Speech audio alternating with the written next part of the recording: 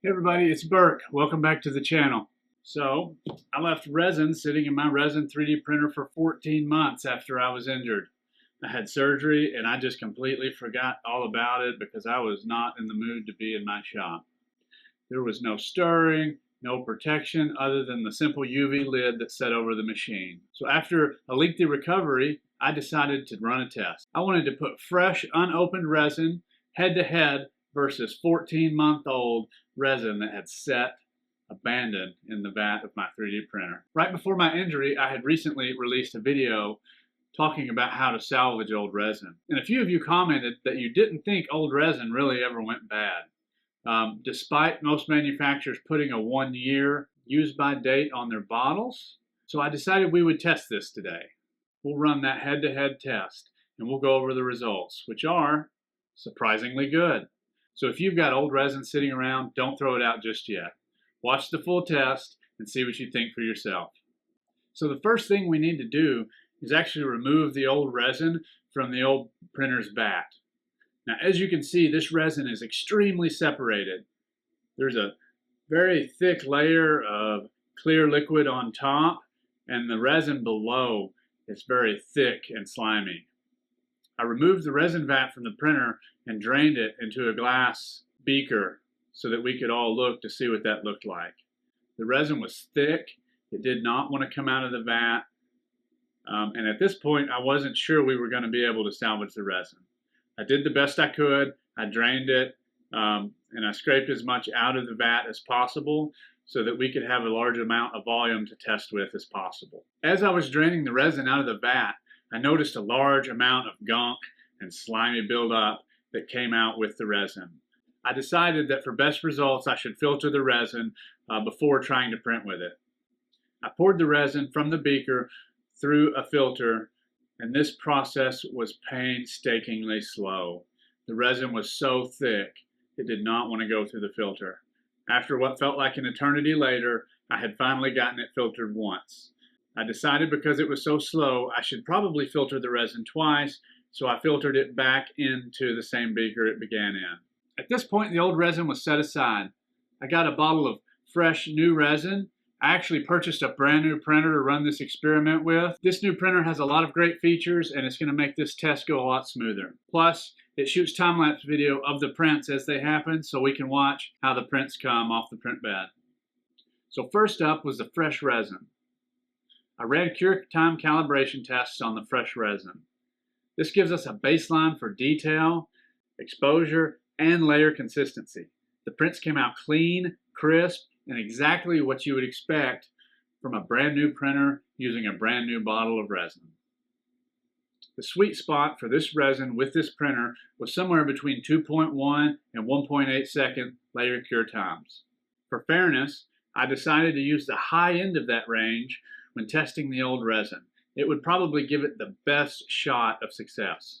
I went ahead and sent a test file of a Jon Snow bust from the popular TV show Game of Thrones through the printer.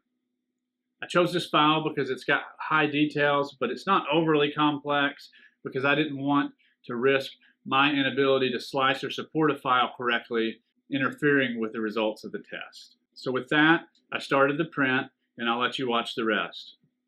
The print came off the printer flawlessly. I washed and cleaned it up in my wash and cure machine. It looks great. Level of detail is insanely clear. Just what I would expect coming off of any modern resin printer. I went ahead and used my FDM printer to create a base so I could differentiate between the two models. And then we moved on to the old resin. So with the old resin, I started by crossing my fingers and then I thoroughly remixed the resin before pouring it back into the resin vat. After pouring the resin in the resin vat, I decided we had enough resin to run the same test settings for the old resin as we did for the new resin. And so I ran the same test files. I did, however, widen the setting range just a little bit with the old resin just to see because I wasn't sure if it was going to cure exactly the same. And to my surprise, the results were just about the same. So I decided to move on to printing the Jon Snow bust with the old resin. So once again, I fired up the printer and let it do its thing. Here you can watch the results of that print take place. Once the print was finished, I go ahead and remove the print from the print bed. We send it through our wash and cure machine. And just like before, this print came off looking very good. I printed a base so we could differentiate between the two. We'll go over those results now. So here's the side-by-side. Can you tell which one's which? Did I switch the bases up on you so you have to guess? Take a moment and see if you can figure out which one's old resin or new resin. And I'll put a close-up view of the two models. All right, what's your guess? The one on the right is the old resin. The one on the left is the new resin. It's hard to tell the difference. The results for both were excellent.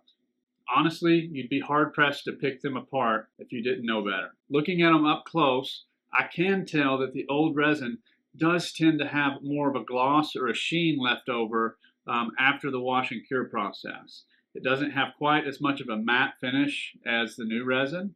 And this likely has something to do with the chemicals separating and there being a more oily residue, because even as the printer was printing, the resin did not want to stay mixed very well. You can see a layer of separation trying to take place. The printer does a good job of keeping it well mixed because it's constantly moving up and down and mixing the resin.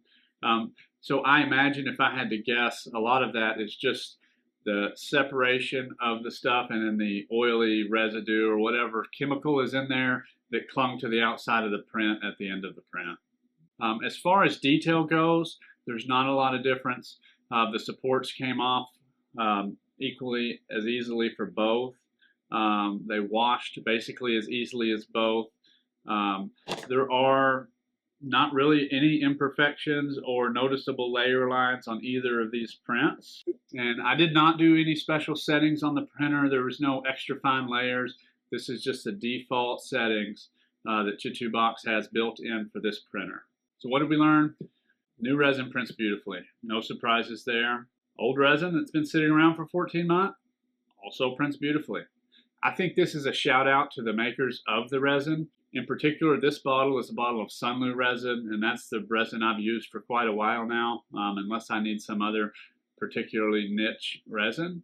I think they offer a good balance between cost and quality. So if you've never used Sunlu resin, check them out. I am not sponsored by them. They did not pay me in any way to make this video, but I really do like the resin, and I think this video speaks volumes to the quality of the resin.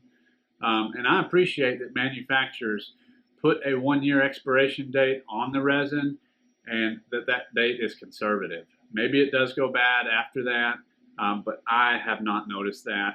You do see a reduction in print quality, especially if you're going at high speeds, and I think that has to do with the speed at which the resin starts to separate and the thickness of the resin. So I found that a few things: if you mix in new resin with old resin, that tends to thin out the consistency. And if you slow your print settings down a little bit and increase the rise of your printer when you're printing, that will actually give the resin time to flow back into the print area. And you'll get pretty good results even with really old resin.